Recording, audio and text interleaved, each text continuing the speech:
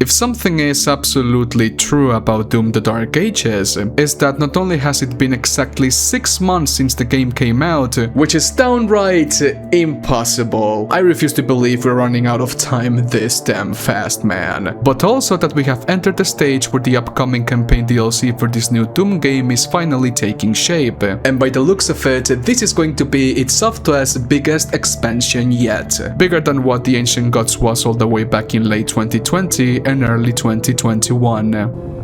What?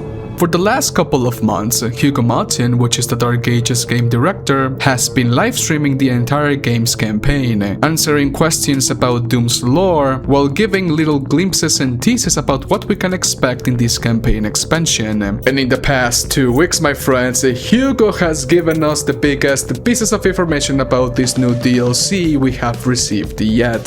Things that will greatly change how the game is played, how the story is experienced, and what exactly is going to happen in this next chapter of Doomguy's war against the legions of hell. Are you ready? If you're excited about this new DLC for the Dark Ages, would you kindly leave a huge like? Let's get this video to 10,000 likes. It would mean a lot to me.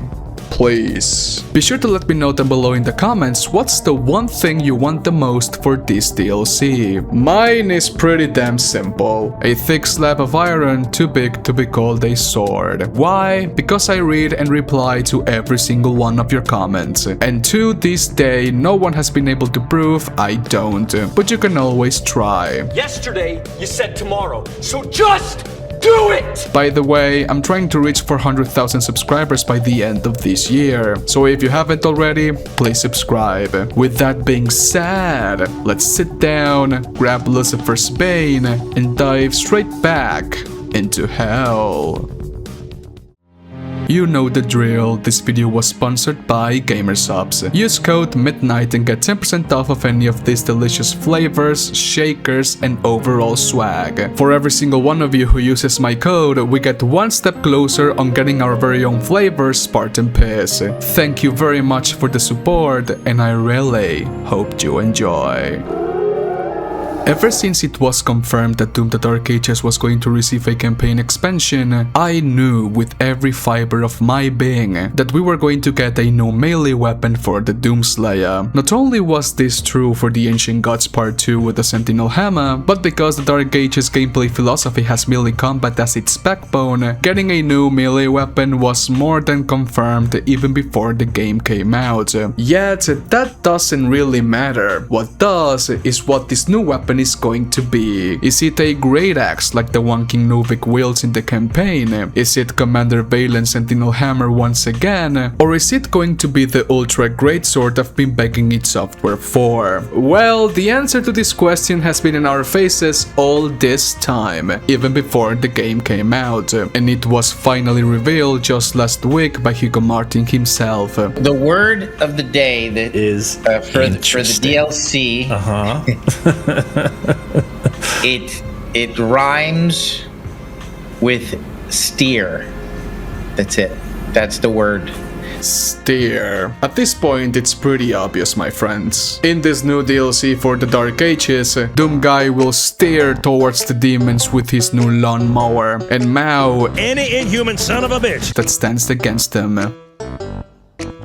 Jokes aside, the one thing that rhymes with the word steer in the context of Doom the Dark Ages is spear, which makes a lot of sense. Before the game came out, Hugo Martin made it very clear that the philosophy behind the game's melee combat was inspired by the movie 300, specifically from this scene where Leonidas pushes through the enemy's attack, pairing them with his shield and dealing fatal attacks with his spear. In the Ancient Gods, we were given Commander Valen's Sentinel Hammer, and if we go by that tradition, there's a high chance that we might use Azrak's spear in this expansion. Maybe Doomguy grabbed the spear as a sort of trophy after ending Azrak's life. Even if this is still not set in stone, there are a lot of other examples present in the base campaign that we can see. It might be the spear used by Knight Sentinels of ancient times. It can also be the chain spear used by the Komodo, or the chain spear found in Exaltia, and many others we can see in the game's concept illustrations. Yet, I would bet that Azrak's spear is the one. Using a demonic weapon to hunt and kill Hell's archdemon gods would be downright poetic.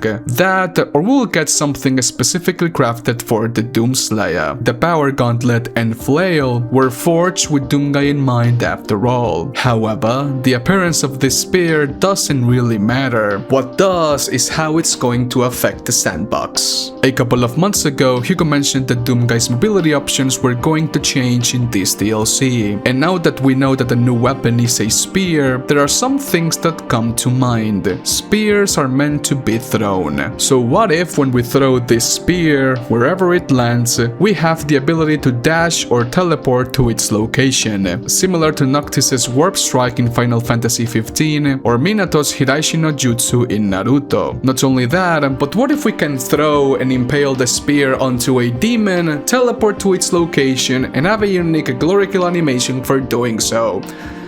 A man can dream. Giving us the ability to warp to the spear's location would serve the game's combat loop tremendously, as it's giving us more ways to repenta and look the coolest while doing so, enhancing the power fantasy even further. Get me 20 of them. You know, HDoom is probably watching this video, so please let me know your thoughts about the spear and the abilities I just mentioned down below in the comments. You never know if your feedback might influence the man himself. I want to take this chance to ask all of you to follow me on Twitter and Instagram. I also respond to all messages and DMs over there. Back to the video. Hold your horses, alright. While I was editing this video, Hugo was live streaming once again like he always does every Thursday. And just for the sake of it, I was constantly typing spear teleport come on Hugo on chat. Hugo saw that and well, this is what he had to say. Midnight says, spear teleport Hugo, come on. Ooh. Interesting. Interesting. Interesting. I don't know, I guess it's confirmed? You be the judge. A couple of weeks ago, Hugo dropped the biggest lore bomb for this DLC, one that tells me that this expansion is going to be HDoom's biggest yet, one that will expand this DLC to at the very least 6 different levels, and one that will set the stage for the next Doom game, being that the Dark Ages has only one DLC planned. Fuck. In this expansion, Marek, who is Commander Valen's son, will take center stage and have a very big influence in the narrative of the game's DLC. But why and how? In the Dark Ages ending, we are told the Doomslayer has disappeared and has not been seen since Azrak was defeated. The reason behind it being that Doomguy is now in Hell in search of the High Council, the 6 archdemon gods who answer only to Devath. In this ending, we are shown that this hunt for the archdemon gods is a solo mission. It's Doomguy against the entirety of Hell. But apparently, at some point in this crusade, Marek will make an appearance and aid the Doomslayer in this conflict. In the lore, Commander Valen seems to be the last of his kind, a tribe of elite warriors who hold a significant amount of combat prowess. I mean, there's a reason as to why Valen is King Novik's right-hand man after all. Yet, it is stated that Marek, his son, is not only faster and far stronger than his father ever was in his prime, but also has a deep necessity to bring honor to his father's legacy and prove his own worth. Because Doomguy is now on a mission to end Hell's interdimensional threat for good by exterminating these demon gods, Marek might feel the urge to take part in this conflict that will make history, not only because it is the right thing to do, but because he wants his father's name to be carved in the history books of Argent Denner, becoming a legend. Yet, those who know Doom's history know that Marek flew too close to the sun. The archdemon gods are masters of deceit and manipulation. They will use Marek's own vanity against them and set up a trap, one that Marek will fall victim to, resulting in his death. This event will splinter Commander Valen's heart, opening up to corruption, and will mark a before and after between this war against the demons of Inferno. When a living being is killed by the hands of any creature from hell, that being or person's soul is marked for eternal damnation, meaning that no one who is killed by the demons can truly rest in peace, as that person's soul will forever be stuck in the endless current of the undead, while his own flesh is repurposed to become an unwilling, mindless drones who follow their most basic instincts, which is to harm anyone who stands in their way. The archdemon gods know that Commander Valen knows about these facts, and will use that information to further increase Valen's pain and regret for his son's soul, as no parent should watch his own children die. I firmly believe that this DLC will end with the death of Merrick, and the next game will tell the tale of how Commander Valen was corrupted by the manipulative whispers of the remaining archdemons, if there are any, and how he will pretty much sell the keys to Archdenor's power and secrets in exchange for his son's salvation, something that will inevitably end with the birth of the icon of sin and the biggest betrayal of them all, one which will leave the last bastion of Night Sentinels alongside Doomguy stranded in hell forever, which will also mark the beginning of the Doom Slayer's legend, one which was told through the eyes of the demons with the Slayer's testaments. Needless to say, the Dark Ages is not the last Doom game, and given how the lore has been expanding, I'll say that there's at least 3 more Doom games coming our way.